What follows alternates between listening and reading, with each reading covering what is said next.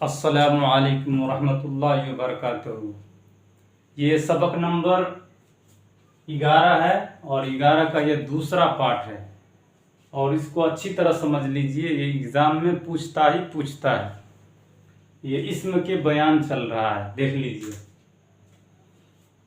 सबक नंबर 11 हिस्सा 2 उर्दू कवायद। बनावट के लिहाज से इसमें की 3 किस्में हैं। बनावट के लिहाज से इसमें की कितनी किस्में हैं? 3 किस्में हैं। आसान लफ्जों में समझ लीजिए। नंबर 1 जामिद, नंबर 2 इसमें मस्दर, नंबर 3 इसमें मुस्तक।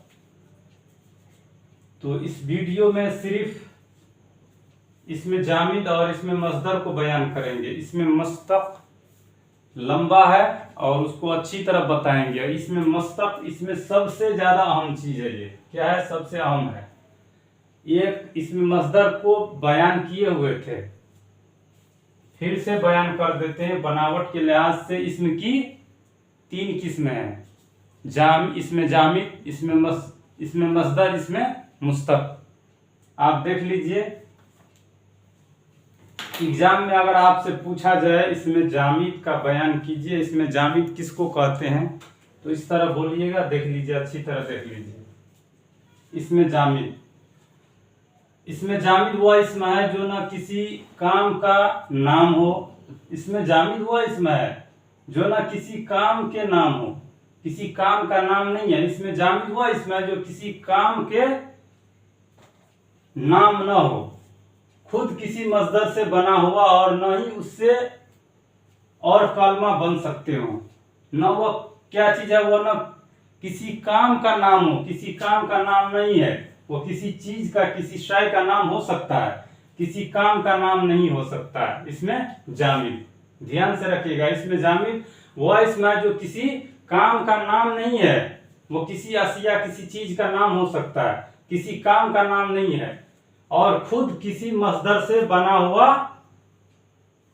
क्या लिखा है, और न खुद किसी मस्दर से बना हुआ हो और न ही उससे और कलमा बन सकते हो।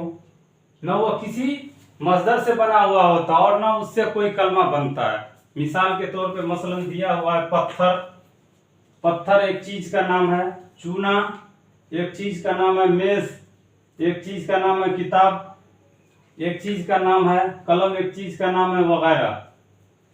इससे आप इसको किसी मस्दर में बयान नहीं कर सकते हैं, मस्दर में नहीं ले जा सकते उसको। पत्थर ही है, चूना ही है, मेज ही है, किताब ही है, कलम ही है।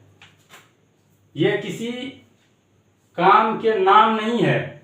जामिद वो इसमें जो किसी काम के नाम ना हो, उसको क्या कहेंगे? जामिद कहेंगे। इसमें जामिद कहेंगे। इसमें मस्दर समझ लीजिए। इसमें मस्दर वो इसम है जो किसी काम के नाम को जमाना के ताल्लुक के बगैर जाहिर करे। इसमें मस्दर वो इसम है जो किसी काम के नाम को जमाना के ताल्लुक के बगैर जाहिर करे। वो ऐसा इसम है जो किसी नाम को जमाना के बगैर जाहिर करे, उसमें जमाना नहीं पाया जाता है। ऐसे इस्म खुद किसी कलमे से नहीं बनते। इससे क्या है, खुद कोई ये जो है, ये कलमा, इसमें मस्दर किसी कलमे से नहीं बनते, लेकिन उनसे बहुत सारे कलमे बनते हैं। वह किसी कलमे से नहीं बनते मगर उनसे बहुत सारे कलमे बनते हैं। उन इसमों के आखिर में ना होता है। इसमें मस्दर को भी बताए हुए थे और यहाँ अच्छी तरह समझ लीजिए।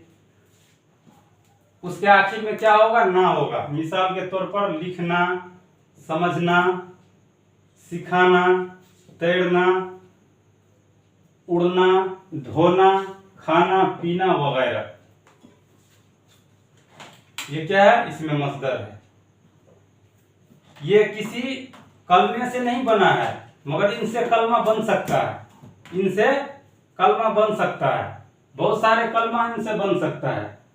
समझ लिए? तो आपको समझ में आ गया होगा कि इसमें जामिद और इसमें मस्दर किसको कहते हैं। ये एग्जाम में अक्सर व बेशतर पूछा जाता है और अगले वीडियो में सबक नंबर 11 के तीसरे पार्ट में इसमें मुस्तक के बारे में बताएंगे, और ये इसमें मुस्तक जितना जो लिखा है बोर्ड पे इसके डबल में है।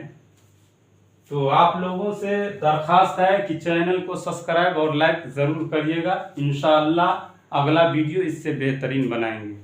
शुक्रिया।